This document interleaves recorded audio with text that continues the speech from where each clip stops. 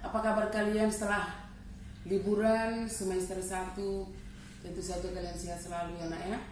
Kita sekarang sudah masuk ke tahun 2021 semester genap. Ibu harapkan kalian lebih semangat. Meskipun sampai saat ini kita belum bisa belajar secara tatap muka, masih tetap PJJ, Ibu harapkan tetap semangat, tetap pelajari semua pelajaran yang diberikan oleh Bapak Ibu Guru dari jarak jauh. Untuk mengawali pertemuan kita, mari kita selalu bersyukur kepada Tuhan di mana di tahun 2020 kita sudah lewati dan sekarang kita sudah sampai di awal tahun 2021. Semoga kalian tetap semangat dan sehat selalu. Tetap jaga protokol kesehatan, selalu mencuci tangan, pakai masker dan tidak berkeluaran kemana-mana. Baiklah anak, kita sekarang akan memasuki pelajaran kita di semester 2 yaitu di bab 5, yaitu materi tentang proposal. Bagi anak-anak yang di rumah boleh membuka bukunya, buku paket halaman 143. Kata proposal, sebenarnya kata proposal ini sudah tidak asing lagi bagi anak-anak atau bagi kalian ya, karena proposal itu suatu apa sih kalau kalian sering melakukannya di sekolah. Apabila kalian mau melakukan sesuatu kegiatan, misalnya dalam kegiatan 17 dalam rangka memeriahkan hari kemerdekaan, sering sekali ya pengurus OSIS selalu mengajukan proposal. Tentu proposal itu apa sebenarnya? Kalian pasti tahu.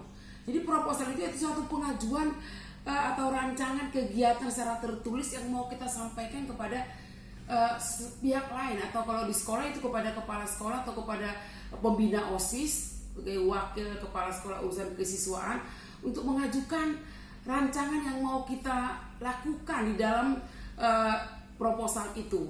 Tentu saja mulai dari waktunya harus ada pendahuluannya, ada susunan pengurus, bahkan sampai waktu kapan pelaksanaannya itu.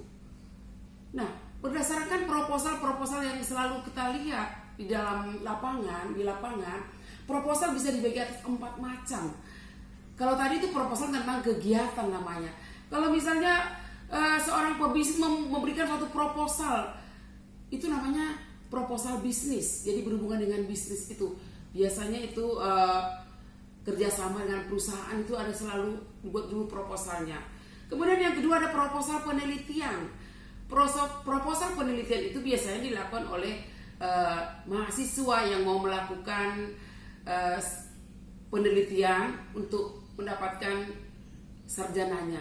Kalau dia mau S1 dia itu namanya skripsi, kalau dia mau S2 namanya itu tesis, kalau dia S3 namanya disertasi. Jadi dia akan memberikan proposal penelitian. Itu berhubungan dengan akademis. Yang ketiga ada proposal proyek. Ya. Proposal proyek itu yang berhubungan dengan proyek. Misalnya ada seseorang misalnya mau membuat suatu proyek pembuatan flyover untuk diusulkan misalnya kepada APBD misalnya kalau di Lampung. Ya tentunya dia akan menyusun proposal. Bagaimana proyek yang mau dilakukan, seberapa biaya sehingga bisa mendapat persetujuan dari atasannya. Yang keempat tadi yaitu mengenai proposal kegiatan. Nah, ini kita akan berfokus kepada proposal kegiatan karena ini yang kita sering lakukan di sekolah. Baik itu di dalam membuat suatu kegiatan, seperti di sekolah kita misalnya ada rencana membuat kegiatan majalah dinding. Tentu saja kita harus membuat dulu identifikasinya. Apa sih yang perlu dilihat di dalam proposal itu, informasi penting apa yang mau disusun dalam membuat sebuah proposal. Mulai dari latar belakangnya, mengapa kita mau membuat majalah dinding di sekolah. Kemudian judulnya sudah, latar belakangnya, sampai kepada tujuan kita apa.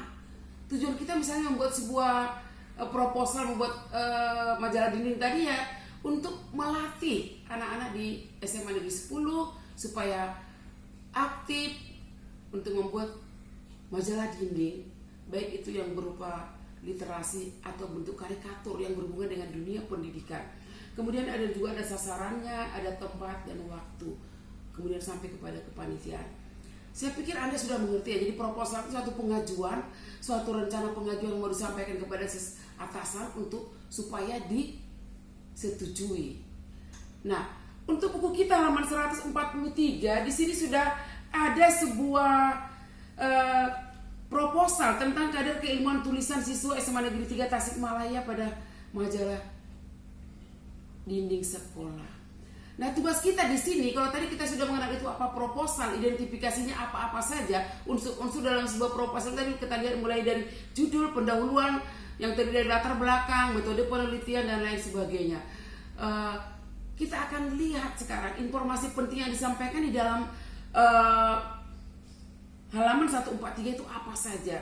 Seperti yang kalian lihat itu di dalam halaman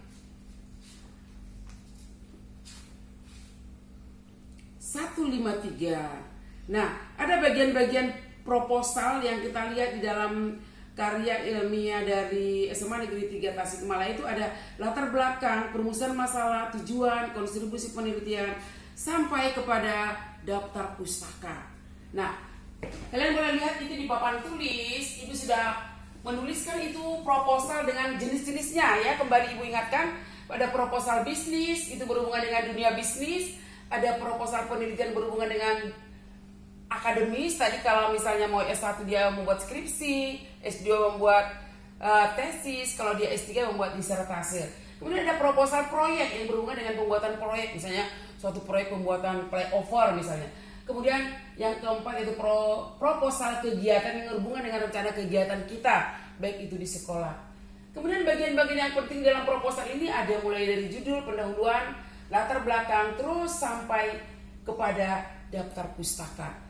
Nah, kebetulan di dalam pelajaran kita di buku paket sudah ada proposalnya itu. Tugas kita sekarang bagaimana kita mengidentifikasi dan melihat hal-hal yang penting dalam setiap item ini dan tujuannya apa sih? Nyambung kan anak-anak ya? Jadi sementara kita tidak membuat proposal, tapi kita sekarang mau mengidentifikasi proposal itu. Kalau misalnya dalam pendahuluan itu apa? Latar belakang itu masalahnya apa? Kemudian apa yang manfaatnya di sana? Kalian mengerti ya? Kalau tadi sudah kita tahu bahwa 4 proposal, yang sekarang kita coba kepada proposal yang ada di halaman 143. Kalau Anda sudah mengerti, tugas kalian pada halaman 153 di sini nomor satunya secara berkelompok. Berhubung kita PJJ, pembelajaran masih jarak jauh, jadi ini lebih bagus menjadi tugas pribadi. Anda kerjakan mulai dari nomor 2, jelaskan informasi yang kamu anggap penting dalam setiap bagiannya. Maksudnya dalam setiap bagiannya itu mulai dari latar belakangnya. Kemudian yang ketiga, berdasarkan informasi itu, rumuskan pula maksud tujuan dari adanya bagian-bagian itu. Jadi dalam proposal tadi kita sudah mengetahui ada bagian-bagian yang penting, mulai dari latar belakangnya, perumusan masalah, apa informasi yang penting dalam karya ilmiah yang sudah ada di buku, di teks atau di buku kita. Kemudian tujuannya apa? Nah, untuk pertemuan kali ini hanya itu aja yang kalian kerjakan. Simak kembali judul proposal kadar keilmuan tulisan siswa SMA Negeri 3 Tasikmalaya pada masalah sekolah. Kemudian setelah kalian baca dengan seksama, kalian kerjakan nomor 2 dan nomor 3 pada halaman 153.